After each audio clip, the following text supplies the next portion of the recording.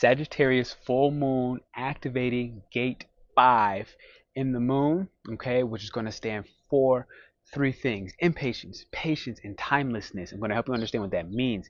And then it's opposing the sun, Gemini, which is going to be gate 35. And these are three different frequencies: shadow, gift, and Siddhic frequency being hunger, okay, adventure, and boundlessness, okay. So this is your AstroShaman Pernell. Bobby asking you to hit the thumbs up and the likes button early. Bah! That said, we are generating an economy of harmony, leveraging human design and genetic astrology, and I look to bring in some of the genetics of what's happening to us on a mutative level today. There are a couple different enzymes, amino acids that are actually in the process of shifting and morphing.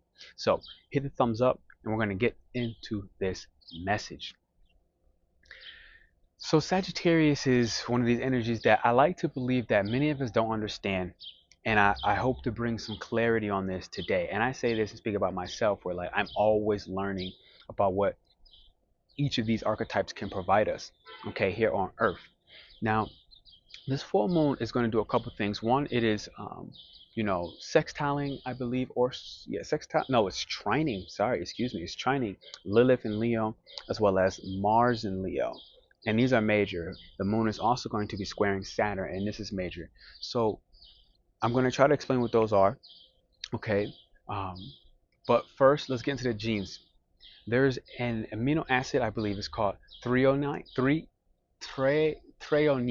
okay? Excuse me, threonine. And it is responsible for the amount of light that we receive or don't receive. So it's this amino acid that helps to magnetize light, and when it takes in light, it transforms light. Like right now, I'm right in front of the sun.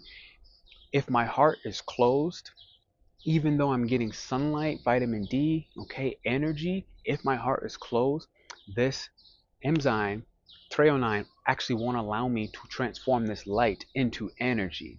So what I'm saying is if you're literally overly depressed and finding yourself in these never-ending cycles and spirals of pessimism, this is what kills Sagittarius. We know Sagittarius to be the sign of optimism, expansion, right? Life, magic, experiencing something, being morally and ethically sound. Now, when we're being immoral, not ethically sound, these are what are the type of things that'll close our heart space, which Jupiter does not do well. As a social planet, it is here to open us, to expand us beyond the boundaries and barriers. And this is what this moon squaring Saturn and Pisces look like. Why? Because Pisces is another symbol who is ruled by Jupiter, Sagittarius and Pisces. So both of these two, the moon and Saturn, are squaring, which can honestly make us feel truly repressed, not just at an emotional level, but with our patience. Our patience is pretty much not there. Okay, we're being impatient with the changes and the shifts that's happening. And what gate 37, which is representing Saturn and Pisces on this full moon in Sagittarius, is saying is community. And so our group is meeting this Sunday again, for example, on June 4th. Depending on when you're watching this video, June 4th, on the full moon, we're meeting. And we just had 3 new members come in the last 2 weeks. And it's growing, it's changing, it's mutating.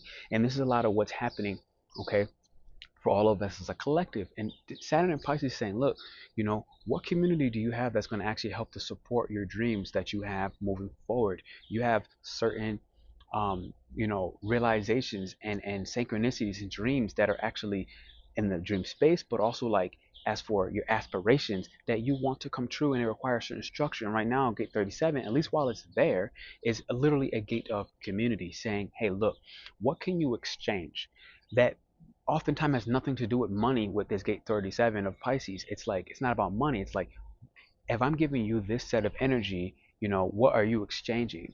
But the key theme is the sun is in gate 35, okay, the Gemini sun right now, and it's completely opposing the moon, the full moon in Sagittarius at 13 degrees, a degree of Aries, which we'll try to get into and explain. Gate 35 is saying, look, this hunger that we have, okay, that is essentially becoming the vice to why we're staying and remaining impatient. These are shadow frequencies. We're this kind of hunger where like even when you eat food, you just feel hungry again, or even if you're full, it's so brief that you feel like you want to eat again. Where when you logically look at it, you're like, I'm not physically hungry, so what am I hungry for? And I'm telling you right now, we're hungry for openings of our heart space. We're hungry for community and a tribe of people that feel like, yo, I can speak to you and be weird, which is no longer considered weird. It's just considered normal because I like aliens, okay? I see things disappear. I have had things portal in and out of my life and dematerialize. And if I'm giving an example, like 2021, 2022, for example, I had a star card that went under a very clean home of mine, under the couch, and it disappeared. I had plenty of things while I'm jumping through portals disappear physically out of this reality. And so this is the kind of like the higher frequencies of what Gemini and Sagittarius can do when they let go of the constraints of time. And this is a lot of what is making us impatient.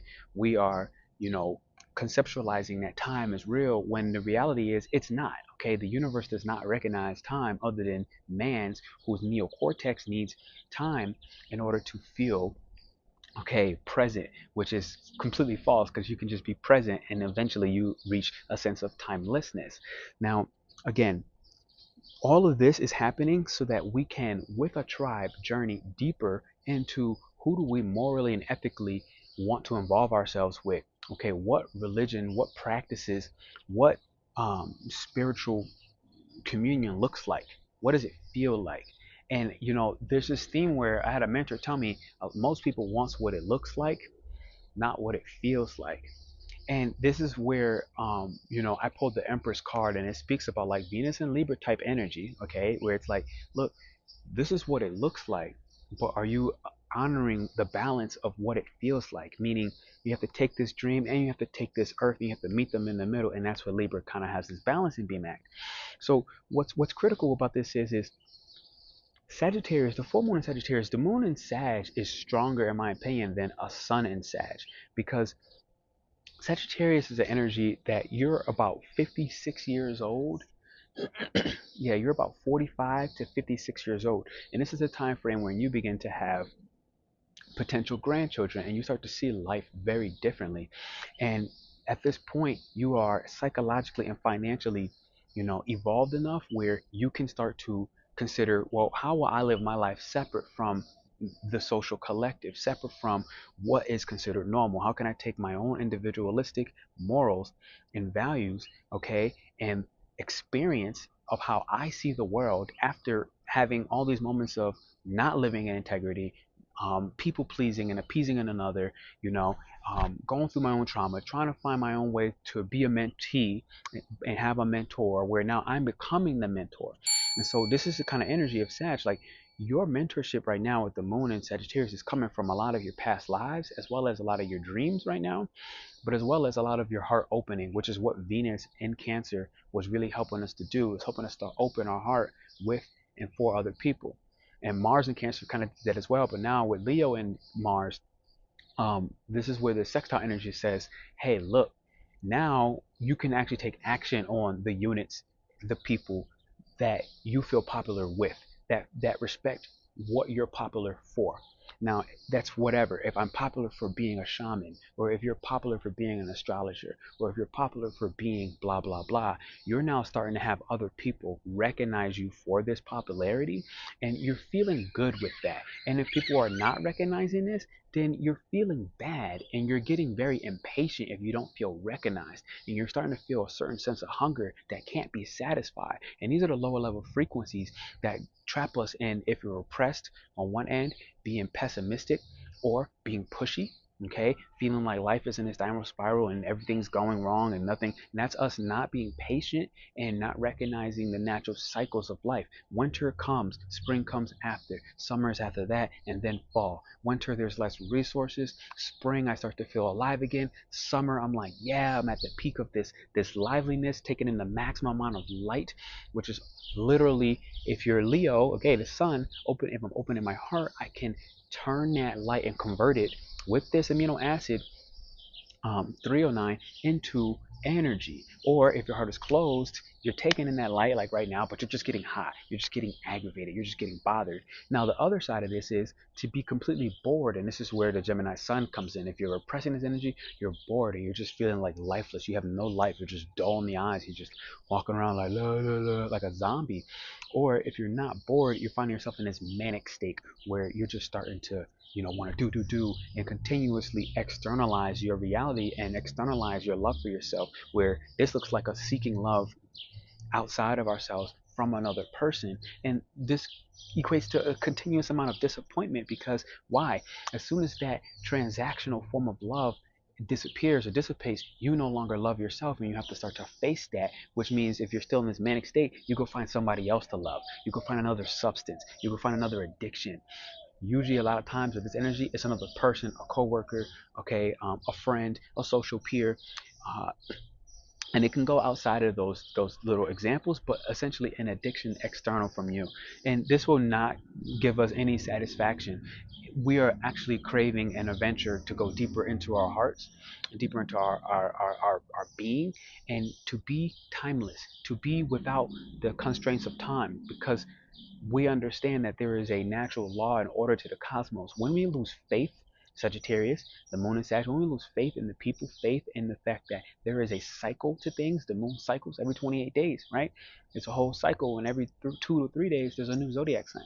If we respect that there are cycles, and that a Cancer moon is asking you to introspect, reflect, and rest, and a Leo moon is asking you to, go ahead and, respect and love yourself, for yourself, not for anyone else. An Aries moon is saying, hey, start this brand new cycle. A Pisces moon is saying, again, deep subconscious work and actually release the stuff. Don't even introspect anymore. Release it. You know what's happening. It's about the cycles. If we can respect and align with the cycles, this Sagittarius full moon is actually bringing us through this mutation where we're no longer operating from the constraints of the neocortex, which needs the mind to be able to analyze and wrap itself around what's happening and why is it happening to me. You all feel something is changing, but are you respecting the fact that it's okay for it to change? Or are you holding on to some impatient reality where you stay hungry? Now, you obviously know what you should do, but that's your personal opinion. I can't tell you what you should do. What I could tell you should do is go ahead and hit the thumbs up button, hit the likes button. This is your AstroShaman Pernell Bobby asking you to join our membership if you feel called, if you feel like we work for you. We're teaching you a lot of this genetic astrology, human design, as well as there's so many different things happening in there, quite frankly. There's meditations. You get 25% discounts as a member. The economy is beginning to exchange their resources and their goods, and this is a lot of what this energy is about. It's like, look, once you start to love yourself and take that internal adventure, guess what? You start to feel bountiful. You start to feel bounty. You're just so expansive that you begin to honestly teleport. You begin to realize that this time and space reality really truly doesn't exist, and it's a freaking joke.